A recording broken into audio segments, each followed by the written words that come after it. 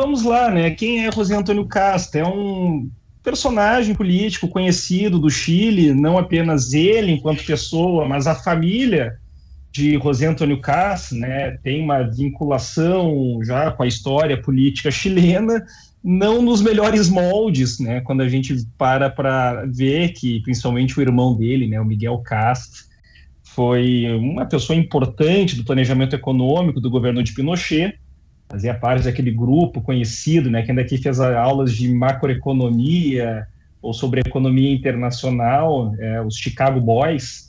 Então, é uma escola neoliberal econômica e que marca o que foi a doutrina econômica do governo Pinochet, lembrando do que Hayek dizia, né, Friedrich Hayek, ao falar sobre o governo Pinochet, falava que era melhor uma ditadura capitalista do que uma democracia socialista. Então era mais ou menos isso que o governo Pinochet seguia, mas um governo, né, para ser extremamente sutil aqui, vamos falar que contraditório, mas uma ditadura que existia na Chile. Existem ditaduras de direita, existem ditaduras de esquerda, como hoje existe a ditadura venezuelana com Maduro, mas existiu a ditadura de direita de Pinochet no Chile.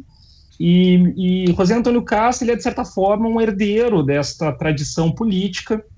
Em muitas ocasiões da vida política dele, ele colocou declarações saudando o governo Pinochet, elogiando o governo Pinochet. Novamente, elogiar uma ditadura é uma coisa muito complicada, que não deve ser feita. Mas, ao mesmo tempo, a gente vê que ele foi moderando esse discurso. Então, se a gente pega o que foi o José Antônio Casta das eleições anteriores, em que ele era o grande antagonista de Gabriel Boric, que se sagrou eleito, para o José Antônio Casta de agora, a gente teve um José Antônio Casta mais moderado. A gente teve um Casta que, dentro do cálculo político, sabia que teria que angariar os votos de uma direita mais moderada, de uma centro-direita. E aqui eu sinalizo, por exemplo, para nomes como Evelyn Matei, né, que tem uma influência ali dentro desse grupo de centro-direita, e foi uma estratégia política que deu certo, né? Então, historicamente, uma pessoa alinhada, enfim, que defende e que muitas vezes, diria até assim, saudava o que foi a ditadura de Pinochet no Chile, e que foi moderando seu discurso para poder chegar e ser eleito, como foi eleito, com aproximadamente 60% dos votos, ou seja, uma eleição bastante significativa. Como disse a própria Janete Jara, falou, olha, a democracia falou alto, a população chilena foi muito clara, então não há dúvidas, o processo foi legal, a população chilena quis José Antônio Casta como presidente. E temos, então, uma pessoa de extrema direita eleita que muitas vezes declarou simpatia a uma ditadura, mas que foi se moderando para poder chegar ao governo. Agora, resta saber se o presidente José Antônio Casta será aquele personalidade histórica antiga, defensora de Pinochet, ou se continuará com um discurso mais moderado dessa sua terceira tentativa, agora bem-sucedida, à presidência chilena. Sim. Bom, professor Fabrício Pontin, temos aí um candidato, que eu lembro da eleição passada, que agora é um candidato eleito presidente, mas que eu lembro na eleição passada, alguns setores da imprensa chamavam ele ou consideravam ele um Jair Bolsonaro chileno. Dá para ser assim, Pontin, ou ele moderou de fato o discurso, o Casta? Não diria que ele moderou, eu diria que ele mudou. Ele foi mais estratégico na forma como ele abordou o discurso. E o caso, ele é um animal político bastante tradicional. Acho que o Jung falava isso muito bem. Ele vem de uma família tradicional. É muito difícil para alguém como o Casta se pintar como antissistema numa eleição sem passar um pouco como ridículo, na falta de palavra melhor. E ele é um homem inteligente. Eu acho que se fosse para comparar o Casta com alguma figura da política brasileira, eu compararia ele com o Caiado.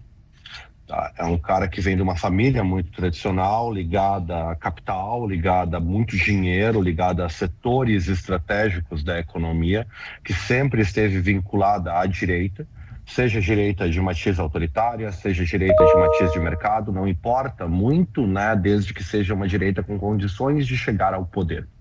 Eu acho que essa é a questão do caso, né? Quem é a direita que pode chegar ao poder. Então ele tentou se pintar, acho que o Jung trouxe isso, né? Na terceira eleição consecutiva, ele veio ganhando mais votos em cada uma das eleições. Essa foi uma eleição atípica em vários sentidos.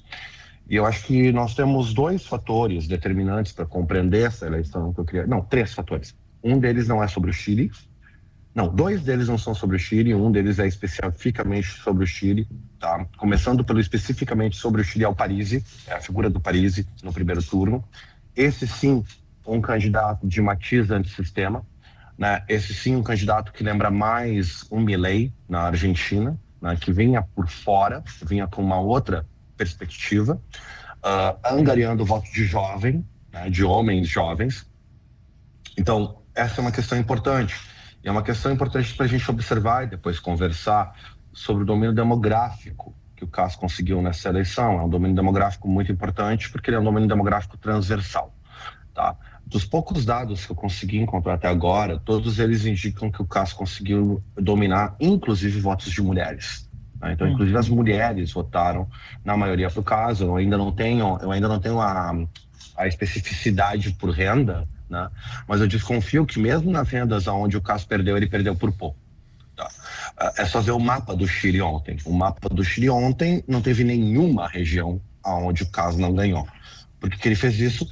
Porque ele conseguiu capturar a fragmentação da direita no Chile nessa eleição. No primeiro turno, a direita chilena estava fragmentada e o Kast captura boa parte dos votos dessa direita, né? Então, tu tem um domínio muito natural do Kast na eleição. Nesse sentido, eu acho que a melhor leitura aqui é ver o Kast como um cara que consegue se hibridizar. Ele consegue apelar para diferentes setores da direita. Então, o quão de direita é o Kast depende um pouco de como você está olhando para ele. O Kast, se você olha para ele como um eleitor de direita econômica, tu vai encontrar o que tu quer no Kast. Daí você ignora os elementos de segurança, onde o Kast é bastante autoritário. Então, o Kast na pauta de segurança, ele é um candidato extremamente autoritário, tanto que é só ver que a pauta de segurança pública dele é quase idêntica à do Bukele. E eu acho que esse é um outro elemento em El Salvador. E esse é um outro elemento que vale a pena, que eu dizia que havia um elemento externo. Eu acho que o Bukele está virando uma matiz para a direita latino-americana, ok? E o movimento do Kast nessa eleição foi ver, esse cara conseguiu ganhar uma eleição apelando para isso, e para um discurso libertário na economia, para questões de não intervenção, Bitcoin, né? E o Kast não chega a pegar tanto essa linguagem do Bitcoin, mas ele pega uma linguagem de não intervenção que é clássica, né? Extremamente tradicional na direita chilena. Tem outras coisas que são muito tradicionais na direita chilena, a gente pode falar mais sobre isso depois. E o outro fator que eu acho que é muito importante a gente colocar, e que não é nem sobre direita, nem sobre esquerda, mas é sobre padrão de comportamento eleitoral global, ok, Rodrigo? E eu acho que o Jung vai concordar comigo aqui. Tem sido muito difícil ser o incumbente. O que isso quer dizer? Quase ninguém no mundo tem sido reeleito, ok? Então vamos olhar para eleições globais e vamos ver padrões de reeleição. Nós não vamos encontrá-los em eleições democráticas.